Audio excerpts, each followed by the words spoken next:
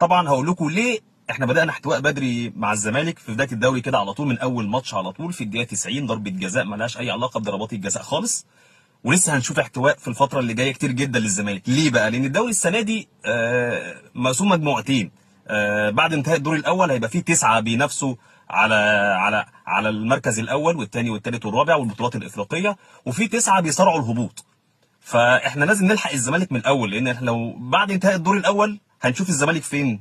طبعا بالنتائج اللي هو الطبيعيه هيبقى الزمالك تحت مع الفرق اللي بتصارع الهبوط. وطبعا الفرق اللي بتصارع الهبوط الناس عارفه في الكوره كويس قوي، الهبوط بيبقى اصعب من المنافسه على على الدوري. وفي التسعه الاوائل ماشي خلاص، بقى الخامس السادس مش مشكله، لكن لو في التسعه اللي هيصارعوا على الهبوط هيبقى الموضوع صعب جدا بالنسبه لهم. الفرق اللي تحت بتموت على النقطه وهيطلعوا عينه. فقال لك من بدري بدري كده نخلصه ويبقى موجود في التسعه اللي فوق، عشان ايه ما نخشش في نوش.